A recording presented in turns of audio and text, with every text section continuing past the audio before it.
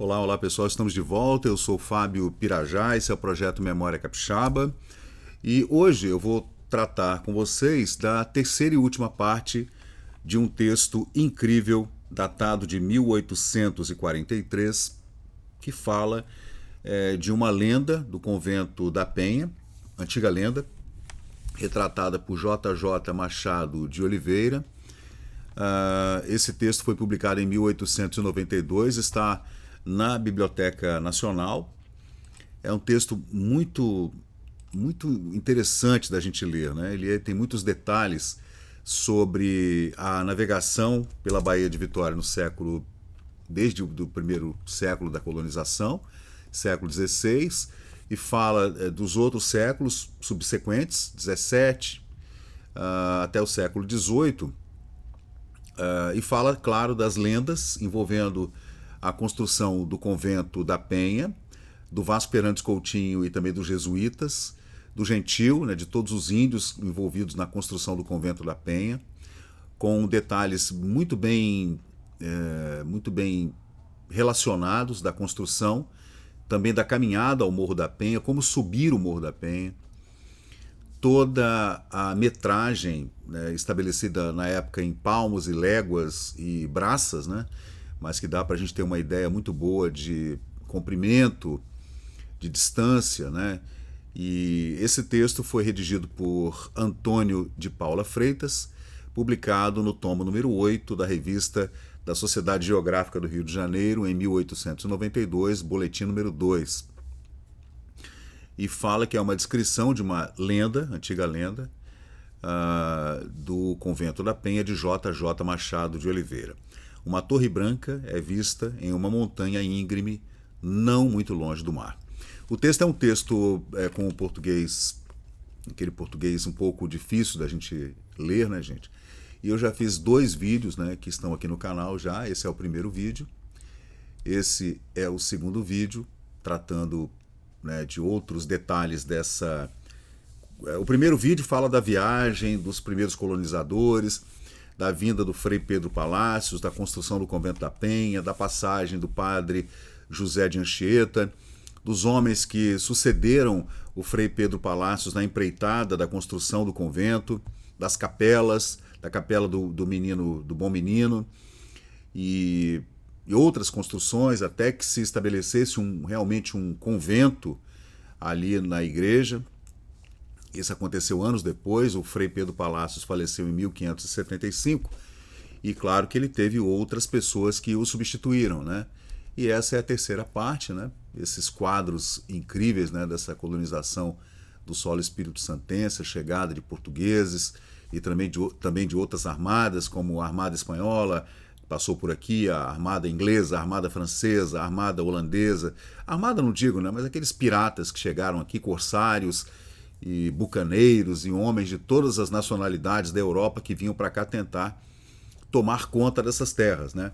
A leste do Tratado de Tordesilhas, que pertencia ao Reino de Portugal. Enquanto Portugal não se atentou para o perigo de perder as terras por conta de todas as riquezas, e claro, pelo desinteresse que os portugueses desenvolveram pela dificuldade a chegar aqui e colonizar, pessoas não queriam vir, ninguém queria bancar essas empreitadas que eram muito caras, milhões e milhões de dinheiros da época, de réis e tudo, né?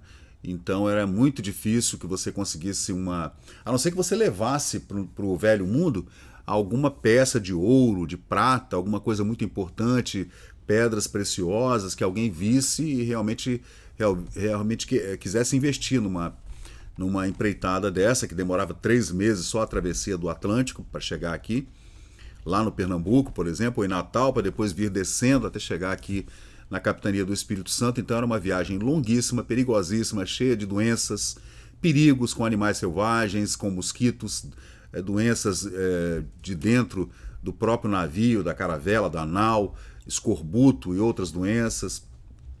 Chegando aqui ainda havia o perigo de encontrar com tribos que não eram amigáveis, tribos hostis, e você tinha que guerrear. Gente, era um negócio de maluco, vamos combinar, hein? Era uma coisa de maluco, muito mais difícil, talvez tenha sido, talvez não, né? Com toda certeza foi a empreitada dos espanhóis a oeste de Tordesilhas, né? Durante toda aquela colonização da América Espanhola, especialmente a caçada, a incrível caçada à cidade de Eldorado, a cidade de ouro, né? Da Colômbia, do Equador, da Amazônia, da Venezuela, da Amazônia brasileira. E foram inúmeras expedições, que inclusive uma delas que acabou sendo a primeira expedição que atravessou toda a extensão do rio Amazonas, lá no século XVII. E, gente, esses homens eram muito corajosos. A gente tem que combinar de que eram empreendedores muito diferentes. Era gente muito corajosa mesmo, que entrava, né, numa nau dessa, cheia de ratos, né, com comida que apodrecia, água que não era potável, e dejetos humanos, e carne apodrecida e tudo, e você atravessar, né, eu fico imaginando como não foi, por exemplo, para a família real portuguesa quando veio, aquelas princesas todas que vieram, a corte toda veio em 1808, dentro daquelas embarcações e junto com a esquadra inglesa que fez a proteção da família real portuguesa contra a França, contra Napoleão Bonaparte. E chegando aqui em Salvador, as princesas todas tiveram que raspar a cabeça por causa dos piolhos e carrapatos, e nossa, era uma coisa de doido. Isso em 1808, você imagina lá em 1600 ou 1500 e alguma coisa, como não eram essas viagens, ou antes, né, como não eram essas viagens. Mas, voltando aqui a Ermida do Convento da Penha, a gente vai fazer então hoje um terceiro vídeo dessa série, para terminar aqui essa série, tratando desse texto de 1843 sobre essa lenda incrível, que é a lenda do Convento da Penha, né? Que a gente continua falando aqui, e hoje trazendo detalhes muito interessantes, que talvez eu deixe para um quarto vídeo, para falar de detalhes de medição, né? Tanto da navegação, que a gente fala em calado, em léguas, em milhas marítimas, e vamos falar em côvado, em palmos, braças, pés, e são medidas que deixam a gente um pouco confuso. Então, que eram medidas usadas tanto pela marinha mercante quanto pela marinha de guerra, a utilização de instrumentos de navegação, como o astrolábio, por exemplo, compasso, e todas aquelas réguas que se utilizavam naquela época, né, para fazer a medição, a topografia também, para fazer os mapas. Então eu posso fazer um vídeo depois só para falar sobre isso, porque é um assunto que me interessa muito também. Agora, voltando ao texto original da lenda, né, eu vou como se reticências, e eu continuo falando o que eu falei até o final do segundo vídeo, né? Então continua o texto aqui falando o seguinte: desviado há muito do meu principal assunto, preciso é que volte a percorrer a vereda iniciada, cuja origem se refere a um pensamento do céu, e devendo-se o seu progresso à piedade e ascetismo de um povo que longamente se manteve na simplicidade dos primitivos costumes que naquela terra, junto com a doutrina do Evangelho, foram a custo implantados no ânimo dos indígenas, a despeito de interesses calculados e do egoísmo dos conquistadores do país. Então, quando o Vasco Fernandes Coutinho ele viu nitidamente que não dava para ficar guerreando com todas essas tribos indígenas, ele desistiu, porque já tinha morrido um monte de gente. Aí tem o vídeo também da Batalha do Cricaré, que eu farei um vídeo depois mais profundo para falar sobre a Batalha do Cricaré, que o Vasco Fernandes Coutinho pediu ajuda ao Mendes Sá mandou o filho Fernão foi morto lá em São Mateus. Então depois eu vou fazer um vídeo só para falar sobre isso. E o Vasco Fernandes Coutinho se deu conta de que não dava para ficar guerreando. E como havia já a Companhia de Jesus já estava aqui com os jesuítas, vamos tentar catequizar esses homens, né? Porque de repente, através da fé cristã, através de um milagre, esses índios vão se tornar amigos, né, digamos. Mas na verdade eles queriam realmente um catecismo para que eles se tornassem cativos mesmo e trabalhassem para as construções que eram necessárias para o assentamento e a colonização do solo espírito-santense, né? Aí ele fala: da orla do mar, e onde este começa, a bela curvatura entrante que embeleza o assento da Vila Velha, chega-se ao sítio do Morro, já descrito acima, em que se edificara a primeira ermida de Frei Pedro Palácios e agora é ocupado por uma linha angular das pequenas casas em que se aposentam os devotos que, por haverem contribuído com oferendas para a festividade anual da Virgem da Penha, têm ali um decente tratamento e tomam os primeiros lugares no jantar festivo. Essas habitações chamam-se Casas dos Romeiros. Já havia casa de Romeiros lá no século XVII, gente. No extremo ocidental dessa linha, vê-se, com frente ao sudoeste, a Capelinha do Bom Jesus, precedida de um pequeno adro no nível do pavimento, para o qual se sobe por 5 degraus, estando o mais inferior imediato à estrada. Isso era para subir ou para descer no Morro da Penha, tá, gente? Atrás dessa capelinha, alinhada com ela, existe outra onde se encontra a imagem do seráfico. Ambas são de simples construção, moderadamente decoradas, refletindo o enfraquecimento das crenças católicas lá por 1841, o que entristece o verdadeiro homem de fé. Nesse período de meados do século XIX, muitos romeiros, né, já acorriam ao convento da Penha por conta das lendas da Virgem da Penha, né, que foram marcadas historicamente nos anais da Igreja por Frei Pedro Palácios e seus relatos, e os relatos de pessoas que conviveram com ele e viram todos aqueles milagres, inclusive o milagre da fonte d'água que apareceu lá em cima do convento, enquanto as primeiras obras estavam em curso, aquele curso de água continuou brotando da pedra, água límpida, né? Então tudo isso fez com que romeiros passassem por ali, pousassem, né, na prainha em Vila Velha para subirem e fazer suas orações lá no Morro da Penha, né? As casas dos romeiros, fora desse tempo festivo, em que o Morro da Penha se transforma num gigante desperto, tornam-se covis de insetos e depósitos de lixo. Então, enquanto não há essa festa da Penha, né, nos anos 1840, 1830, 1820, fica tudo meio que abandonado, mas durante o período da festa da Penha, né, fica tudo cheio de romeiro novamente. No trajeto da beira-mar até a primeira capelinha mencionada, passa-se por um pórtico voltado para noroeste, de estrutura tosca, com um frontispício sobre arcos ornamentados, e no topo há um nicho desocupado que, coroado com o emblema do fundador dos franciscanos, revela que sua imagem já o ocupou em tempos passados. Então havia esse pórtico, né? E havia um nicho que estava vazio. Aí já são relatos de 1840, quando houve essa subida pelo redator do texto, baseado naquele primeiro texto original do J.J. Machado, né, que fala sobre o milagre da Penha, né?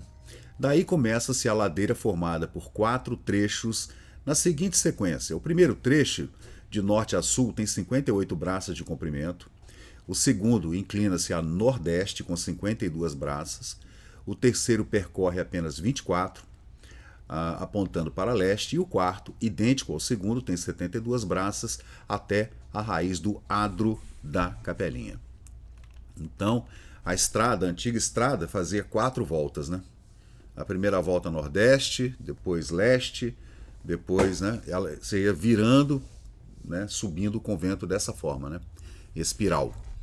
Esses trechos são ladeados por muros de 5 palmos de altura, adornado com fileiras de árvores frondosas que perfumam o ar e oferecem sombra acolhedora ao fatigado romeiro que sobe a ladeira da Penha. Até hoje, né, quando você sobe a pé, você é envolvido por alamedas de árvores muito altas, né, onde não houve nenhuma degradação humana, não houve corte de árvores, somente para fazer mesmo a estrada, as duas, inclusive a nova estrada pela qual se sobe de carro, você sente realmente um frescor, né? Você ouve os ruídos da mata, os macacos, os saguis, os roedores da região, os pequenos gatos, né, selvagens daquela região, os roedores e os passarinhos, muito mais do que os outros animais, a gente consegue ouvir subindo ali, né? Esses vãos nos ângulos de cada trecho facilitam excursões ao redor do morro e servem para a construção de estações ou pontos de descanso nos exercícios da Via Sacra, né, a subida do convento, que terminaria na Capela do Bom Jesus. No entanto, é provável que tenham permanecido inacabados devido ao declínio do fervor religioso e à degeneração da vida austera e dedicada dos franciscanos nos tempos primitivos do Morro da Penha. Então, tinha muita coisa abandonada, porque você vê que houve realmente como fala o texto, uma degeneração daqueles tempos que eram tempos dos franciscanos, que eram muito devotos, né, muito contidos na sua vida monástica, e esse fervor religioso foi meio que se dilatando, ficando um pouco mais flexível, né, e muita coisa foi abandonada nesse meio tempo, né, entre o século XVI e o século XVIII. Né. Se os recursos destinados aos banquetes anuais da padroeira fossem usados para outras finalidades, além de prover opíparos jantares e celebrações ruidosas, o convento certamente prosperaria, estaria em melhores condições, né? Houve quem, em grandes aflições nos sertões da Serra Geral, prometesse construir as estações daquela ladeira caso sobrevivesse. Salvo do perigo de maneira extraordinária, segundo sua crença, considerou-se dispensado do voto por sua assiduidade nos festejos anuais da Penha. Aqui ele fala de alguém que falou que iria terminar as obras da ladeira do convento e tal, mas não tem o nome da pessoa, né? E esse texto é de 1841, tá, gente? Então, seguindo aqui, a ladeira, com 40 palmos de largura entre os muros laterais, é pavimentada com grandes pedras, formando uma superfície uniforme em declive de 6 graus nos 2 primeiros trechos, 7 graus no terceiro trecho e 8 graus no quarto trecho. Até isso ele mediu, né? Assim, a não ser que os trechos fossem reproduzidos, o transporte rodado jamais seria viável ali. Então, nessa época já se podia subir de charrete ou de carruagem, né? Então você podia subir, claro, de cavalo, né? Eu ia a pé. Acima da capelinha há um trecho adicional da ladeira na direção sudoeste, com a mesma inclinação do trecho anterior, 8 graus. No fim dessa distância, à esquerda, encontra-se um portão que leva a uma pequena planície ao redor do rochedo, onde estão as casas dos romeiros e a capelinha. Sobre o espaço de 20 braças de largura, vê-se o flanco oriental do rochedo, onde se ergue a parte do templo voltada para o lado do Evangelho. Veja que interessante, né? Essa área forma um gramado entre a linha das casas e a raiz do rochedo, sustentando vegetação exótica. Fora daí, estende-se para o noroeste com uma área desprovida de vegetação, ao qual, sobre a fortaleza da Barra, vê-se uma alta cruz de madeira. Então ali ele já está no campinho, né? Ele já descreve bem o campinho, que tinha grama e depois um grande descampado de areia batida. É claro, lá em cima não havia vegetação alguma, nunca houve, né? E por conta dos ventos e tudo, e dali você conseguia ver a Piratininga lá embaixo e um enorme crucifixo que havia ali em 1840 e pouco, né? A visão de uma cruz elevada nesse local evoca a lembrança do triunfo da religião do crucificado, né, de Jesus, nos tempos de Vasco Fernandes Coutinho, proclamada com zelo por Frei Pedro Palacios e pelo padre José de Anchieta, e teve mais eficácia entre os indígenas do que o poder brutal e a ferocidade dos conquistadores. Então, a catequese, a palavra de Deus, segundo o texto, né, foi muito mais eficaz do que a violência dos conquistadores, né, do que a batalha em si. É o símbolo da força divina prevalecendo sobre a força humana. Então ele segue falando, gente, que há aqui um ponto da estrada que foi aberto à força humana para facilitar a subida ao cume do morro. Após 18 braças da capelinha ao portão do recinto, a ladeira inclina-se para o sul. A meia distância transforma-se em uma espécie de garganta, roçando à esquerda as abas do rochedo em forma de muralha e à direita a casa da hospedaria e do jantar festivo. Exatamente como é hoje, não mudou nada, tá, gente? Tá do mesmo jeito lá, quando você sobe as primeiras escadas do convento, ele faz a medição dos degraus, inclusive, né? E você já vê do lado esquerdo, você vê a pedra mesmo onde está o convento, e do lado direito você consegue ver essas duas casinhas, que era uma casinha de hospedaria e uma outra onde havia o jantar festivo. Lembrando que, gente, que nessa época, lá em 1840, 1830, havia romeiros, mas era uma quantidade ínfima de romeiros, sei lá, 10, 20 pessoas. Não é como hoje, que são milhares de pessoas que vêm do Brasil todo, né? Esse último e mais alto trecho tem 45 braças de comprimento, terminando na série de escadas que levam à igreja e ao convento.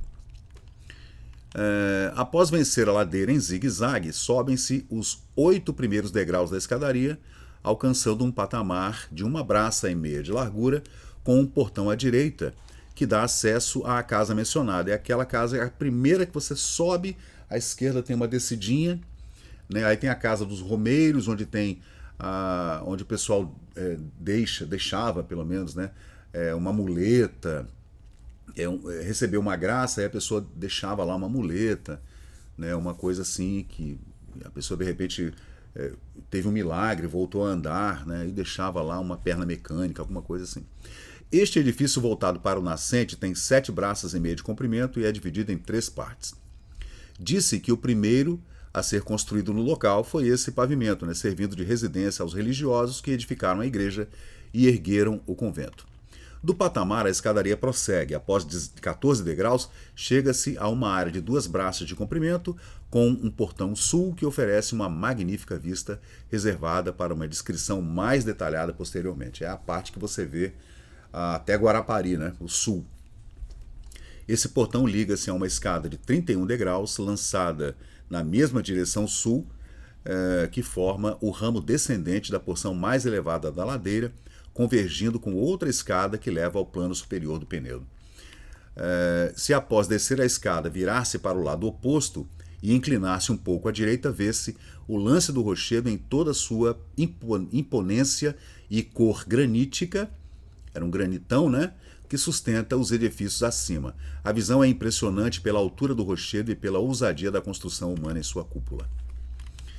Então, gente, é muito detalhado, né? O que ele diz aqui tem uns detalhes muito interessantes, inclusive de medição, né? E ele continua. O ramo descendente termina em uma plataforma escabrosa, onde estão as habitações dos escravos do convento, uma pequena horta e também várias árvores, né? Muitas árvores naquele. Até hoje tem lá, né, a senzala, digamos assim, porque o convento tinha muitos escravos. Eu tenho aqui já um álbum aqui no Memória Capixaba no Facebook, onde eu falo dos escravos do convento da Penha, tá? Então é bom a gente tirar da ideia de que os franciscanos não possuíam escravos, porque possuíam sim. Da mesma área, do lado oposto ao portão da casa da hospedaria, sobem-se 11 degraus que se curvam à esquerda, voltando para o leste e nordeste, até alcançar um plano de 1 braça de largura, seguido por mais 10 degraus. Se o objetivo é ir à igreja, deve-se virar para o norte após o 10º degrau e subir mais 21 degraus, chegando à área que dá acesso ao alpendre da igreja, e a entrada voltada para o sul é alcançada subindo 2 degraus que se nivelam com o pavimento do templo. Até hoje está tudo do mesmo jeito. Se você seguir aqui o que o autor está escrevendo, você vai ver tudo exatamente, quase igual era lá em 1840, gente. O texto era do Dr. Antônio de Paula Freitas. A primeira parte do texto é uma descrição sobre o texto da lenda escrito por J.J. Machado de Oliveira, que fala de toda a empreitada de chegar-se aqui em 1535, a fundação da capitania, Vasco Fernandes Coutinho e tal. A segunda parte ele dá essa descrição detalhada do convento da Penha com aquelas medidas da época, né?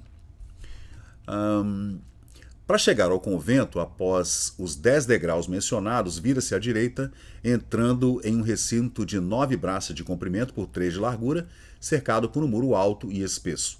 Esse recinto leva à portaria do convento, voltada para o sul, com uma janela para o sol nascente. Linda essa janela, né? Até hoje tem gente que vai lá fotografar ou tirar foto, né? Aquele janelão enorme, né? Muito largo. A igreja da Penha, com a sacristia atrás da Capela Mor, ocupa o plano superior do rochedo de norte a sul. A construção original, de 1591, foi sobre arcaria, unindo o corpo da igreja, a capela-mor e obras externas. Na reedificação de 1744, adotou-se uma estrutura mais consistente e mais elegante. A altura da igreja, embora exceda os preceitos da arte em relação ao comprimento, recebe luz de todos os lados, refletida pelas douradouras do teto e dos altares, pela brancura das paredes e pelos azulejos que adornam a parte inferior do recinto. O Santuário da Virgem, ricamente decorado com alfaias, relevos custosos, ornamentos valiosos e a fina tapeçaria que cobre o pavimento, conferem ao templo uma aparência de grandeza e majestade solene. A posição elevada do local intensifica essa sensação, extasiando o espírito em um êxtase ascético. Então, quem chega lá no alto do morro, gente, tem uma sensação assim de estar perto do céu. Aí vê todo aquele bucolismo e a vegetação, o silêncio, aquele clima gostoso lá em cima, que tem um frescor da vegetação, da Mata Atlântica que encobre todo o Morro da Penha. E lá de cima você vê todo o panorama em 360 graus, né? Então aquilo causa no visitante uma sensação elevada realmente, né? Então vê-se o altar-mor do convento, irradiando brilhantismo e magnificência que evocam respeito e adoração. E o silêncio também, né, gente? O supedâneo fica junto aos troncos de duas palmeiras que inspiraram, né, o Frei Pedro Palácio a construir naquele local a Ermida da Virgem, apoiando nelas o altar, um pequeno altar, onde colocou sua imagem, né, porque ele trouxe, né, de Portugal aquela imagem da Virgem com o menino Jesus, respeitando assim a intenção do fundador. Aí ele fala, o que mais aqui? Parece que neste lugar de mistério e recolhimento ainda se aspira o ambiente de celestial unção que envolvia o venerável missionário em suas profundas meditações junto ao altar das palmeiras sobre o emprego dos seus trabalhos evangélicos. Ele fala do coro da igreja. O coro ocupa pouco menos de um terço do corpo da igreja, guarnecido por uma alta balaustrada, cujos pesados e grosseiros torneados revelam um trabalho antigo. Então ele conseguia ainda, né, apesar da balaustrada, conseguir ver aquela madeira antiga talhada à mão, né, pelos índios e pelos escravos e tudo, né? No centro, sobre um alto pedestal, eleva-se o órgão da igreja, que difunde seus sons na região das nuvens. Havia um órgão lá em cima do convento, né? Imagine o trabalho que foi para subir um órgão, né, gente? Eu fico imaginando como que não foi esse trabalho todo, né? Agora, indo aqui até o fim do texto, gente, ele fala então da Bahia, né? Do que ele vê quando chega lá no campinho do convento. Mais à esquerda, ao longo da costa norte, desde a Ponta do Tubarão, que marca o extremo norte da Baía do Espírito Santo, esse mesmo mar se perde conjuntamente com o litoral, que parece nivelado em toda a sua extensão, exceto por um grupo de montes mal divisados que se projetam sobre o mar e sobressaem ao longo, né, de toda a vasta planície. Ele fala do mestre Álvaro, né, gente, da junção do estuário do Rio do Espírito Santo com a Baía do Espírito Santo, a praia de Camburi, o Piraém, a Ponta do Tubarão, lá ao longe, ele se junta com o mar, assim, lindamente, né? Descendo um pouco o olhar, vê-se ainda o mar preenchendo a bela curvatura que a costa faz desde o Moreno até a mencionada Ponta do Tubarão. Ele fala de Camburi, né, as ilhas do Frade, do Boi, né, chamada Baía do Espírito Santo, correndo exuberante pela obra que cerca a ilha da capital e retrocedendo quase incógnito com o auxílio de um estuário que mal se distingue daquela posição. Vê-se claramente o mar irritado, espumando de raiva contra as pontas, as pedras, né? Seus escolhos e recifes, as tal das pitaias, né? Pitiaias, perdão, saindo notavelmente da linha geral da costa, intercepta por grande espaço o curso das correntes do fluxo e refluxo, desviando-as do movimento suave que fazem nas praias que bordam uma grande parte da Baía. Bonito texto, né?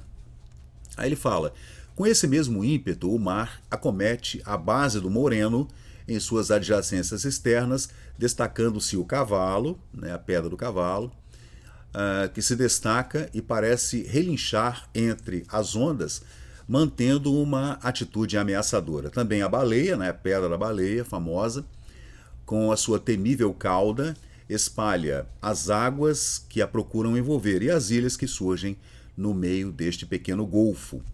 Que é mesmo, né? É um pequeno golfo realmente, né? É uma grande enseada, aliás, duas, né? Uma enseada da praia do Suá, uma enseada da praia Comprida e uma enseada da praia de Cambori. Mas tudo isso é um golfo, né? Lá mais longe, às vezes, o mar borbulha surdamente, sem que se descubra o motivo desse fenômeno. Fugi, navegantes, da pedra perigosa que, distante da costa, traiçoeiramente surpreende o navio e o faz naufragar. O cara é um poeta, né?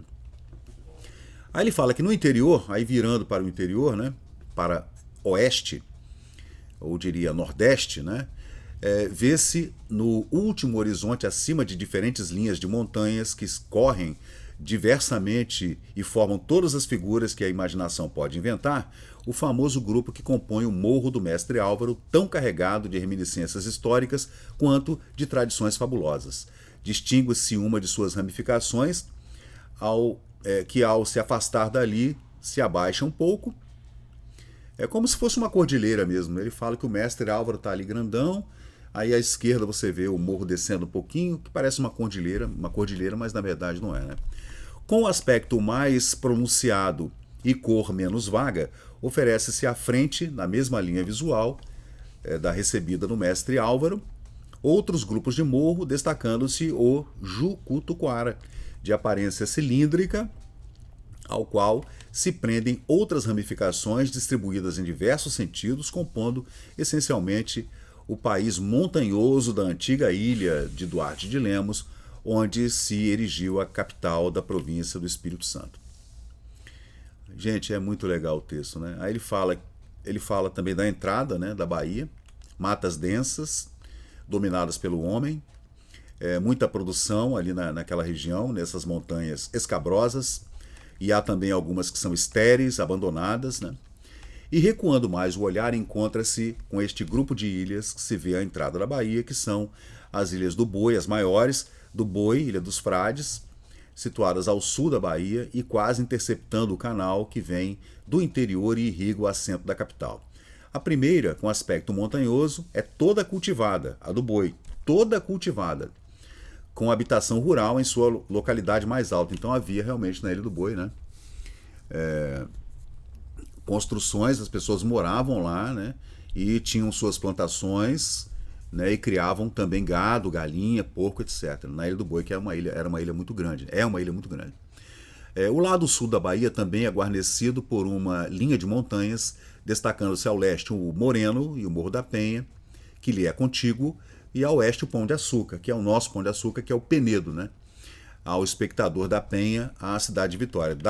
Lá de cima do Morro da Penha você via tudo isso que ele está relatando aqui, né? A Ponta do Tubarão, o Mestre Álvaro, aí você, mais à esquerda, você consegue ver a Jucutuquara, e aí você consegue ver o Moreno aqui também, aí você vê as pedras todas, a Ilha do Boi, Ilha do Frade, aqui você consegue ver também o Morro o Penedo, né, que ele chama de Pão de Açúcar, né? E é isso, gente, é um relato muito interessante. Ele vê que ao longe se vê o Jucu, lá mais longe ainda você vê a Serra de Guarapari. Ele faz um relato muito bonito. E aí a gente chega ao final do texto, fala do Rio da Costa também, que vem serpenteando pela planície alagadiça ali de Vila Velha, né, entre o Jucu e o Rio da Costa, que deságua ali entre o Penedo, na garganta entre o Penedo e o Moreno, né? Ele faz um relato muito bonito e acredito ter descrito com clareza a igreja e o convento da Penha na província do Espírito Santo. Se pequei contra a forma, não o fiz contra o conteúdo, pois, guiado pela lenda que copiei no convento, e que pouco difere do santuário mariano, na parte relativa ao assunto principal deste opúsculo, nada escrevi que não fosse resultado do exame comparativo entre a lenda e as anotações que tomei nas próprias localidades. Então é o texto do Dr. Antônio de Paula Freitas, né, de 1843, falando então sobre o Convento da Penha, né? Um texto maravilhoso, né? Eu adoro ler esses textos antigos porque eles são fonte primária, né? A pessoa chegou ali, ela fez o relato, ela viu, ela mediu. Então eu fico imaginando como é que ele fez essas medições, né? Se foi mesmo na base do palmo, da braça, né? Mas é claro que deve ter sido com algum instrumento que a gente não sabe qual é. Ele também não fala, né? Qual é. Aí, gente, o que eu fiz? Eu fui pro chat GPT e pedi para ele. E o chat GPT, se ele não for pago, você tem que ter cuidado, né? Você tem que pagar o chat GPT 4, vai sair agora o chat GPT 5, muito mais acurado, né? Com muito mais capacidade de processamento de informação. E eu pedi para que ele pegasse o texto, que tem 20 páginas, né? E eu tive que dividir ele em 5 páginas, 5, 5 e 5, para ele poder fazer de forma precisa o que eu pedi, que foi juntar todas as informações acerca das medições. E também pedi para ele juntar as pessoas que foram mencionadas no texto, tanto no texto do J.J. Machado, do século XVI, quanto no texto do Dr. Antônio, de 1843, né? E também os locais que foram citados, né? As medidas e fazer uma tradução das medidas para a nossa metragem, né? Centímetros e metros e quilômetros, hectômetros, etc. E também para falar das localidades, né, e tudo. E ele fez aqui para mim esse relatório que eu trago para vocês aqui agora, bastante interessante. Deixa eu voltar aqui, onde é que eu estava? Pô, fui lá para o começo do texto, está aqui, ó. E a gente tem que utilizar, gente, as plataformas, né, as ferramentas para nos ajudar na pesquisa, né, para fazer esse relatório, um relatório muito preciso, que está aqui, ó. Ele fala da ermida, então, do Frei Pedro Palácio, a primeira ermida, quando ele chegou aqui, logo depois do Vasco Fernandes Coutinho, né? Então ele fala que é de 1591, a primeira ermida. O Frei faleceu em 1575, portanto não foi ele que construiu essa primeira. Né? Ele fala da Capelinha do Bom Jesus, está vendo ali? Do extremo ocidental da linha da Casa dos Romeiros, né? Aí ele fala do Templo da Virgem, que foi edificado em 1591 e reedificado em 1744, que era uma ideia do Frei Pedro Palácios, né? Fala também de uma outra capelinha onde ficava a imagem do seráfico alinhada atrás da Capelinha do Bom Jesus, sem data específica, né? Aí ele fala aqui também dos trechos agora, né? Que é interessante a gente falar sobre essa medição aqui que ele fez, que é muito interessante. Ele falou que o primeiro trecho da ladeira para subir o convento, na antiga subida, naquela ladeira das 7 voltas, o primeiro trecho tem 52 braças, que são 115 metros. O segundo trecho, 102 braças, ou 225 metros. O terceiro trecho, 24 braças, ou 53 metros. E o quarto trecho, 72 braças, ou 160 metros aproximadamente. Aí ele fala dos muros laterais, se vocês se lembram, que tinham 5 palmos, que dá mais ou menos 1,10 metro. Né? A largura da ladeira, 40 palmos, ou 8,8 metros, mais ou menos 9 metros de largura a ladeira. A inclinação da ladeira, ele fala então em 6, 7, 8 graus, né? Isso aí não mudou nada, né? O primeiro e segundo trecho, 6 graus, depois 8 graus, 7 graus, 8 graus. E ele fala que é dessa forma, fazendo essa graduação, elevando-se pela ladeira para poder subir na ladeira, inclusive com um charrete, né, de forma que não ficasse cansativo demais. Se fosse muito íngreme, as pessoas não conseguiriam subir, né? Aí tem um trecho adicional da ladeira que tem 9 braças de comprimento, que são mais ou menos 20 metros, né, de comprimento. Aí tem a escadaria talhada na pedra, que ela tem 9 braças de comprimento, que dá 20 metros, né?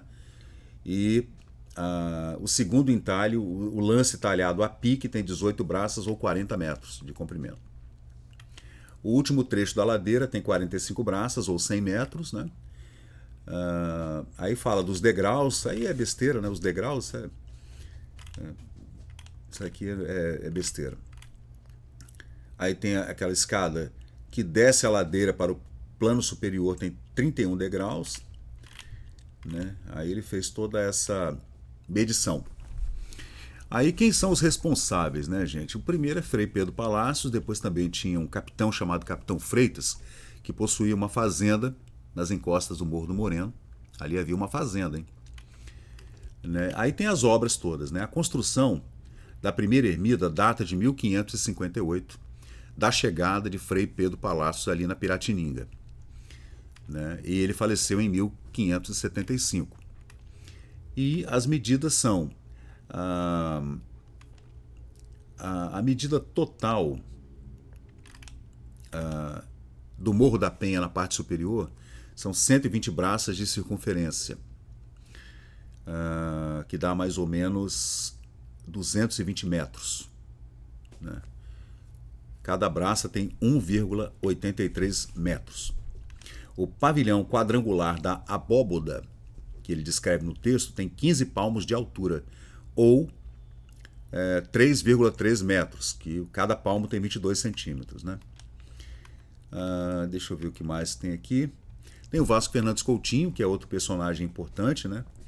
Ele era o donatário da Capitania do Espírito Santo, fundador em 1535, donatário, e retornou para a Europa em 1555 e dizem que morreu na miséria, né? Aí existem várias, né, histórias diferentes. Então deixa eu ver o que mais tem de importante aqui. Frei Pedro faleceu em 2 de maio de 1575, né? A lápide tumular dele diz que foi examinada em 1841, segundo a lenda, né? Dizem que os restos mortais do Frei Pedro Palácio ficavam aqui no hospital na Vila Rubim, né? Deixa eu ver o que mais. E o texto, que é um texto, então, de 1890, publicado em 1892, com relatos, né, de 1843. Deixa eu ver se tem mais alguma coisa importante. Tem os missionários, né, que ele fala do padre José de Anchieta, que passou pelo convento várias vezes, né? Aí tem essa choupana onde viveu o Frei Pedro Palácios, logo nesses primeiros anos, depois que ele chegou aqui. Foi transformada numa ermida pelo Frei Nicolau Afonso, depois da morte do Frei, em 1575. E a choupana, então, foi convertida em uma ermida dedicada a São Francisco, porque aqui, na Ilha de Vitória, na Ilha de Duarte Lemos, já havia um convento, né, dos franciscanos nessa época. Deixa eu ver uma coisa. A construção do convento, então, começou mesmo em 1591, sob a batuta do Frei Antônio dos Mártires e também do Frei Antônio das Chagas. Após a construção do convento, os responsáveis se moveram para o Morro da Penha para ampliar a construção iniciada por Frei Pedro Palácio. Aí teve uma ampliação da Ermida das Palmeiras e a construção de uma casa onde os franciscanos podiam morar, né, em 1637. A Ermida das Palmeiras foi ampliada com uma adição dessa casa, né, que depois tornou-se a igreja principal. Aí tem as medidas agrárias novamente. Havia então uma subida ao morro que era bem difícil de subir, envolvendo a entrada pelo meio da floresta. A floresta era densa, a escalada de um rochedo de granito era escorregadia e perigosa, né? A gente sabe, né, que no meio da mata, especialmente da Mata Atlântica, o clima muda completamente. Fica muito mais frio, fica úmido, e é uma delícia, né? Realmente. Aí a floresta era espessa, continha árvores de 20 a 30 metros de altura. O rochedo aproximadamente entre 150 e 200 metros de altura, segundo as medições daquela época, né? E a ermida principal, uma pequena estrutura de madeira, tinha aproximadamente 5 metros de altura. Posterior escadaria talhada na pedra, com aproximadamente 150 metros de comprimento, para facilitar o acesso até o topo da montanha. Deixa eu ver se tem mais alguma coisa importante. Aí fala novamente, né, do Frei Pedro Palácios, do Frei Nicolau Afonso, também do Frei Antônio dos Mártires, do Frei Antônio das Chagas. Fala do ataque dos holandeses, né? Foram rechaçados pela população da Ilha de Vitória, dizem comandados pela Maria Ortiz, né? Deixa eu ver o que mais. E é isso, né? A construção começou em 1652, depois em 1591 teve uma adição, depois em 1637, depois em 1744. Foram várias, gente, as obras, né? Essa segunda construção de 1652, o responsável foi Frei Sebastião do Espírito Santo, com o apoio do governador do Rio, Salvador Corrêa de Sá e Benevides. Aí teve essa outra obra de 1744, né? Aí tem a conversão aqui das medidas, isso aí eu já falei com vocês, né? Então já está tudo certo, né? Deixa eu ver se tem mais alguma coisa importante. Acho que é isso, né? E o texto, gente, está todo aqui no Memória Capixaba no Facebook, o texto incrível, você pode ler ele no original, né? E ele faz aqui uma descrição também dos locais, né? Ele fala da Ponta do Tubarão, do Morro do Moreno, do Morro da Penha, do Mestre Álvaro, da Ponta do Tubarão, das ilhas do Boi, do Frade, Ilha do Jucu. Fala daquele grupo de pedras pitiaias, perigosíssimas para navegação, da Pedra Perigosa, da Pedra dos Pacotes.